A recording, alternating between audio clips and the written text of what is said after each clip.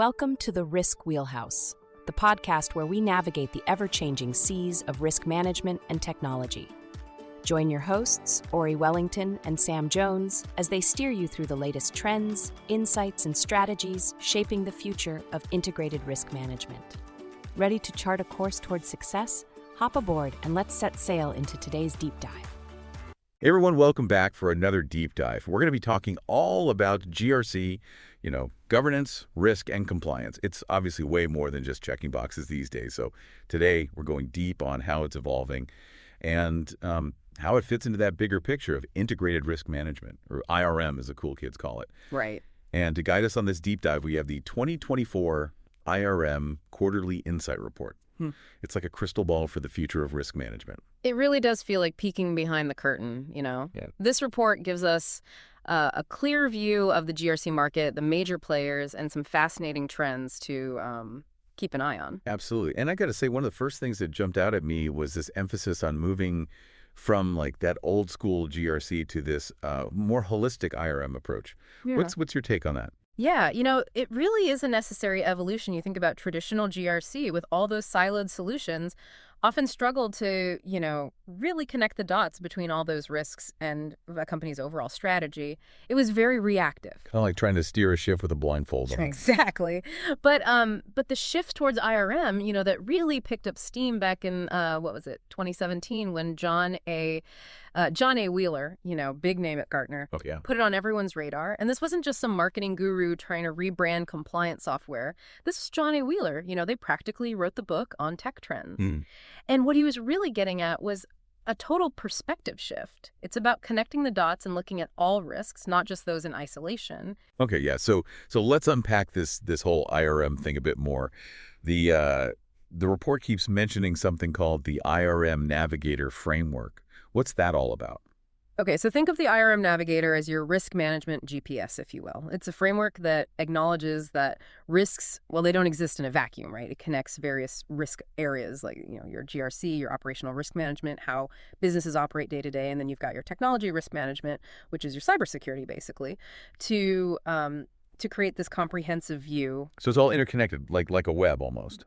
Precisely. And this interconnected view is it's really essential because it allows organizations to move beyond simply reacting to risks as they pop up. With the IRM Navigator, they can anticipate and mitigate potential problems before they even arise. It's about proactively managing risk rather than constantly putting out fires. Right. Yeah, that makes a lot of sense. But where exactly does GRC fit into this whole web we're calling IRM? So GRC provides the structure and ensures the organization is playing by the rules, so to speak. Think of it as the scaffolding that holds everything together within the IRM Navigator framework. So it's like GRC is the glue that binds all these different risk areas together. Exactly. It ensures that an organization is not only aware of the risks it faces, but also equipped to address them in a structured and compliant manner. And what's so fascinating is how this interconnectedness, this holistic view of risk is changing the game for businesses. This whole integrated approach, it's got to be gaining some traction because, this report, it drops a pretty mind-blowing statistic about the GRC market. Yeah, the numbers are they're pretty eye-opening. We're looking at the GRC market hitting a whopping $32.5 billion by 2031. Wow, $32 billion. Yeah, that's almost double its size today. Double. That's massive. What's driving this huge demand for all things GRC? Well, it's really a perfect storm of factors. First, you have this explosion of regulations. It seems like every other day there's a new rule book to follow. Tell me about it. Keeping up is like a full-time job in itself. Right.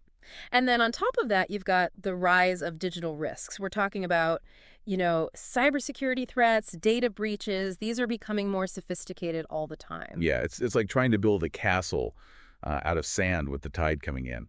How can businesses how can they possibly stay ahead of it all? That's where that robust GRC strategy really comes in. And it's not just about, it's not just playing defense anymore. It's about building that trust with customers, with investors, with regulators. Organizations are, they're realizing that a strong GRC framework, it's a competitive advantage these days. So it's less about just like checking those boxes and more about, building a culture of like trust and resilience almost. Exactly, weaving that risk awareness into the very fabric of the organization, from the top all the way down. From the top down. This report, they actually dive into, some of the key players that are kind of navigating this whole GRC space. And it reads like a who's who of like the tech world, They've got everyone from like. Are you ready to see risk management in action? At Wheelhouse Advisors, we've launched a new YouTube channel dedicated to integrated risk management. You'll find quick explainers, insights from our IRM Navigator research reports, highlights from the Risk Journal, and conversations from the Risk Wheelhouse podcast. We're covering the topics that matter most to executives and risk leaders, from AI governance and cyber insurance to operational resilience and regulatory change. Every video is designed to help you anticipate risks, adapt with confidence, and build resilience in a digital-first world. In our first video, we explain how ISO 42001, the EU AI Act, and the NIST AI Risk Management Framework can work together as a unified playbook for AI risk. Subscribe today at youtube.com/@wheelhouseadv and get the latest insights delivered directly to you. That's youtube.com/@wheelhouseadv. Subscribe now and stay ahead of the risks that matter most. The established giants to those agile little startups.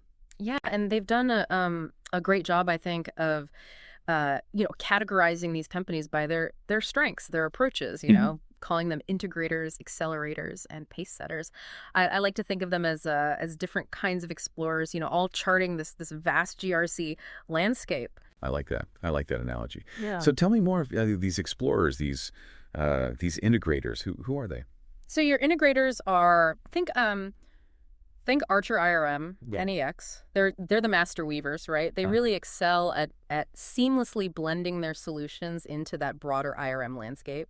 Yeah. It's about ensuring that GRC it's not siloed. It's a core part of how that organization operates. Okay, and then you've got your accelerators. Right. So think companies like Audit Board, OneTrust. These guys are constantly innovating, pushing the boundaries of what GRC can be, coming up with those cutting-edge solutions for your AI governance, your regulatory change management. They're the ones forging ahead, finding those new pathways. So they're all about anticipating the next big thing in the risk world. Exactly. Always one step ahead. And then, of course, you have your pace setters, right? Your established players, your IBMs, Open Pages, your SAI 360. They've been in the game for a while. They provide those rock solid foundational GRC capabilities that organizations they really rely on. It's really interesting how this report kind of maps out that whole GRC vendor landscape. It's almost like a compass for navigating this complex world. But let's shift gears a bit here and talk about what organizations, what they can actually do with all this information. The report highlights some pretty practical recommendations for strengthening an organization's GRC game. What are some of the key takeaways for our listeners out there? Well, it's not just about throwing technology at the problem, although leveraging AI and data analytics, that's definitely important. One of the most crucial recommendations I saw was incorporating those digital and sustainability risks into GRC frameworks. Could you elaborate on those a bit? Like what exactly falls under digital and sustainability risks? Sure. So digital risks encompass things like, your cybersecurity threats, data privacy concerns. You've got regulations like GDPR to think about. On the sustainability side, we're talking about environmental and social governance factors, or ESG, as it's often called. So when we say ESG, we're talking about like how companies are impacting the environment, how they're treating their employees, and basically how they're governing themselves ethically. Exactly. Investors, consumers, they're paying a lot more attention to these factors than ever before. They're not just, they're no longer just nice to haves. They're business critical. They can make or break an organization these days. It's like the stakes have never been higher. It's like we're moving from this world where risk was like an afterthought, right, to one where it's like front and center in every decision a business makes. Absolutely. And that's a good thing. It's not just about, ticking those boxes, avoiding those fines anymore.